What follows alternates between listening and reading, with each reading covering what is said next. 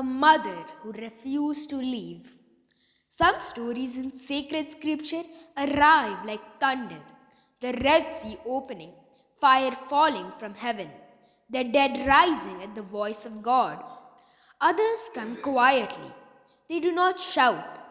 They remain. Rizpah's story is one of those quiet ones, and yet it pierces the soul. She is not a prophet. She speaks no recorded words. She performs no miracle that draws crowds. Still, her faithfulness echoes through salvation history. The rock of mourning. The famine had gripped the land of Israel for 3 long years. King David sought the face of the Lord, and the answer came. The suffering was tied to Saul's broken oath and the blood of the Gibeonites. Justice would be costly. 2 of Saul's sons, Armoni and Mesibeth, were handed over and executed. They were sons of Rizpah.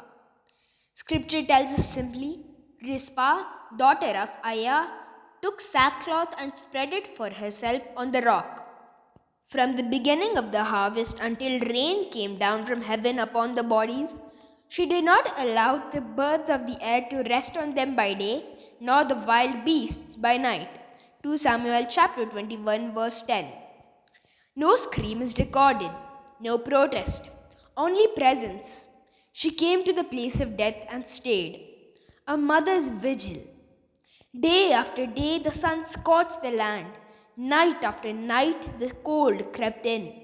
Rizpah remained on that rock. When vultures circled, she drove them away. When beasts crept from the darkness, she rose again to guard her sons. She could not save their lives, but she would not allow them to be dishonored. This was love stripped of all comfort, love with no reward, love that asks for nothing in return. A mother's heart refusing to abandon her children even in death. Love that reached the king. Rizpah believed no one saw her vigil, but heaven did, and word reached King David. The silent suffering of one woman stirred the conscience of a king.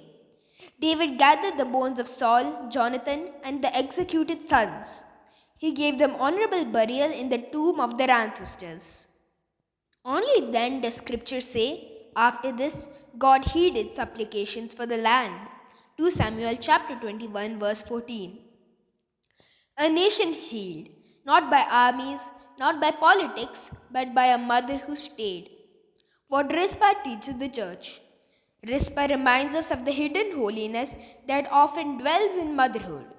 She shows us that love remains faithful when hope seems gone. Faithfulness does not need applause. Sacrifice offered in silence can move the heart of God. Many mothers today stand watch just like Rizpah. In hospital rooms, in poverty and exhaustion, in broken homes, in whispered prayers before a crucifix at midnight. Their vigil may be unnoticed by the world, but they will never be unnoticed by God. Our response as sons and daughters. Rizpah's story asks us a sacred question. If a mother can love like this, how should we love her in return? Sacred scripture answers clearly. Honor your father and mother. Exodus chapter 20 verse 12. Honor them while they are still alive, while their strength fades, while their voices grow quiet. Do not wait for funerals to speak gratitude. Do not wait until silence replaces presence. The power of staying love. Rizpah did not change history by speaking. She changed it by staying. She stayed on the rock. She stayed through the night. She stayed until rain finally came from heaven. And in her staying, God moved. May we never forget the mothers who stayed for us, the sacrifices we never saw, the love that guarded us when we were helpless. And may we honor them not only with words, but with lives shaped by gratitude, compassion, and faithful love.